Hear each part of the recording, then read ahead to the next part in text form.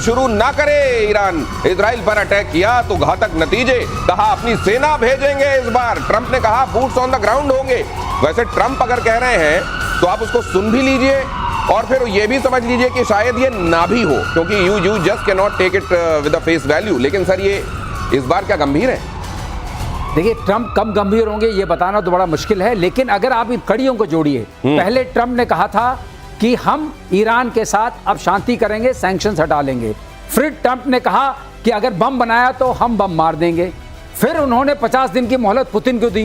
Putin ने बीच में बोला था मोहलत देने से पहले कि मैं परमाणु बम नहीं दूंगा ईरान को, लेकिन जैसे ही मोहलत दी पुतिन ने बोला मैं अब उनके साथ परमाणु बम का संबंध करूंगा। तो ये सारा चक्र जो है वो ये है कि ट्रंप क्या बोल रहे हैं, पुतिन क्या बोल रहे हैं, ईरान में उस सब का इंपैक्ट पड़ रहा है। ये पुतिन और ट्रंप के बीच की जो रस्साकसी चल रही है उसका इंपैक्ट है। और जहां तक सवाल है, मुझे नहीं लगता, अब जैसे गौरव ने बिल्कुल सही बोला, इसका 10% भी नहीं होना चाहिए, नहीं तो ये संभाले नहीं संभलेगा। और ट्रंप खुद कह रहे थे जब ज़ेलेंस्की से बात कर रहे थे व्हाइट हाउस में कि तुम वर्ल्ड वॉर 3 शुरू करा दोगे।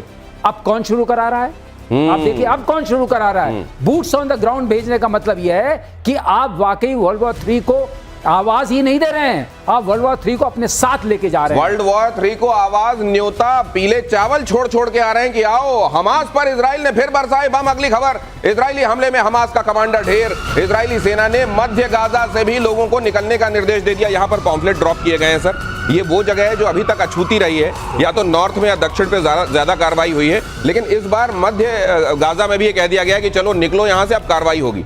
देखिए, ये 20 लाख लोग जो हैं ये गाजा में, उनमें से करीब हर लोग एक बार कम से कम अपने घर से विस्थापित हो चुके हैं जी। ये वहां रह रहे हैं जहां पर वो टेंट में रह रहे हैं, जहां पर कि शायद हमारे बंधक जो बीच बच गए हैं, जो बंधक इजराइल के, इनके मौजूद होने की संभावना है, इसलिए यहां पर ये अटैक नहीं हुआ। हालांकि उनको डर ये भी लग रहा है कि जो इजराइल के बंधक हैं वो भी शायद वहीं रखे गए, इसलिए उनको डर है कि वो भी न मारे जाए। इसलिए भी वहां के लोग नागरिक काफी संवेदनशील हो गए इस मामले में। उन्हें कहा जा रहा है कि वो मेडिटेरियन कोस्ट की तरफ जो एक सेफ कोस्ट पे जगह है वहां जाके शिफ्ट करें, और वहां ये चाहते हैं कि वहां अटैक हो। अब देखिए, ये तो अभी तो कल उन्होंने ये जो लोग ट्रक के पास खड़े थे अपने सामान लेने के लिए, ह्यूमैनिटेरियन रिलीफ ऑपरेशंस जो चल रही थी उसको भी मार दिया उन्होंने। 50 लोगों को कई जगह गोलीबारी कर रखी है, कई जगह से देखिए उसके लिए ब्रिटेन, फ्रांस, कई लोग इसकी निंदा भी कर रहे हैं कि इजराइल लगातार इस तरह से मारे जा रहा है लोगों को। अमेरिका भी, आप जानते हैं कि अमेरिका भी कभी कभी परेशान हो जाता है नेतन्याहू की कुछ एक्शन से, कई जगह विरोधाभास हम देखते हैं इस मामले में।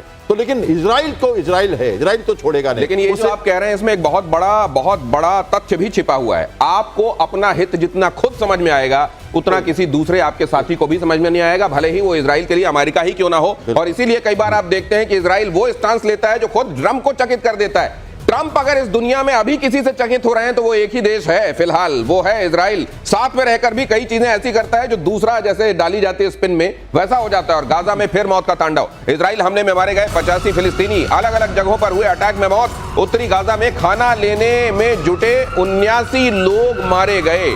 जहां से आतंकवाद को पनपाया जाएगा, पाला पोसा जाएगा और अटैक किया जाएगा किसी सभ्य देश पर, उसका क्या हाल होना चाहिए, इजराइल ये बात दिखा रहा है। बिल्कुल सही। देखो, इन्होंने जो अटैक इस बार का किया है वो खान यूनिस पर किया है, जहां वो जाते हैं। खान यूनिस बहुत इंपॉर्टेंट जगह है, और आपको याद होगा यूरोपियन हॉस्पिटल पे जब बम डाला था, खान यूनिस से तो दईफ आता था सर। हाँ, वहीं पर जो बम डाला था वहां पर सिनवार वगैरह की मौत। बिल्कुल, सिनवार वहीं का है। तो इनको ये पता है, जैसे कैप्टन शाम ने भी बोला कि उनको ये पता है कि इसी जगह पर शायद हमारे जो हॉस्टेजेस हैं वो हो सकते हैं, और इसी जगह को घेरा हुआ है। और ये सोचना कि हॉस्पिटल के नीचे नहीं होगा, मस्जिद के नीचे तो नहीं आप होगा। ये कह रहे हैं कि हॉस्टेजेस की जान की कीमत भी अगर चुकानी है यहाँ सफाई के लिए तो वो देगा इजराइल। इजराइल का हमेशा से रुख ये रहा है कि उन्होंने कभी भी हार नहीं मानी है, देश को कभी भी होस्टेज पे नहीं रहने दिया है, अपने लोगों की जीवन के लिए या मृत्यु के लिए। उन्होंने कहा हम सब जब तक हैं देश को जिंदा रखना हमारी जरूरत है।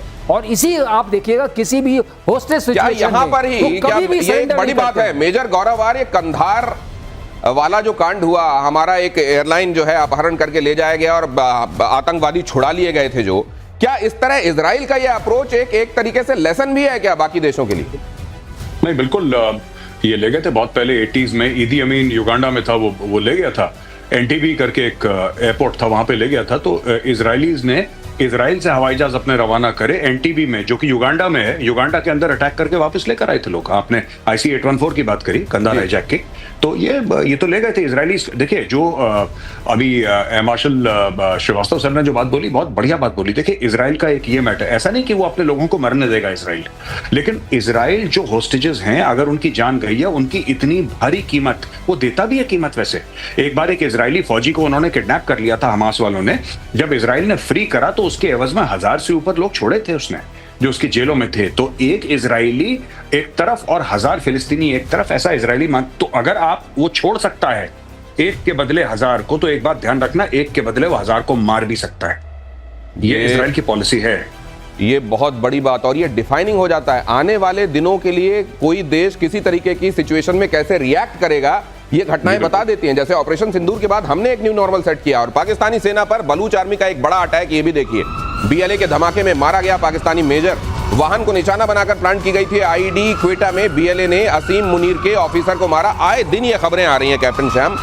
कितनी और देर आप देख रहे हैं कि बलूचिस्तान वाकई अपनी आजादी का झंडा फहरा देगा और पाकिस्तान खड़े खड़े देखता रहेगा?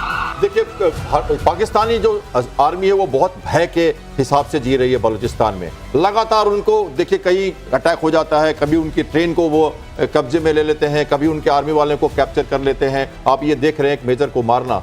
ये घटनाएं ये दिखाती हैं कि बलूचिस्तान के जो उनकी जो BLA है वो काफी सशक्त है, और उसको लोकल सपोर्ट पूरा मिल रहा है एक तरह से, और डिप्लोमेटिक सपोर्ट भी। और ये रोज की घटनाएं इनको अंतर्राष्ट्रीय रूप से स्थापित कर रही हैं, अपनी भविष्य के लिए, अपनी अस्तित्व के लिए इनको स्थापित भी कर रही हैं। और ये अपने आप को चाहते हैं कि अपने आप को उस न्यूज में रखें। अगर ये न्यूज में रहेंगे, क्योंकि बहुत साल से उनको दबाया गया है और वो सारी जो घबराहट उनके अंदर थी वो निकल के आ रही है। तो ये जो ऑफेंसिव पोस्चरिंग है ये वो लगातार मेंटेन रख रहे हैं, और पाकिस्तान तो दुम दबाए आर्मी उनके वहां से भाग रही है, क्योंकि लोकल सपोर्ट नहीं है। इसलिए आज न कल ये टूटना ही है। चाइना चाहे कितना भी कर ले, वहां पे आके वो एक एक्सटर्नल फोर्स के रूप में रहेगा।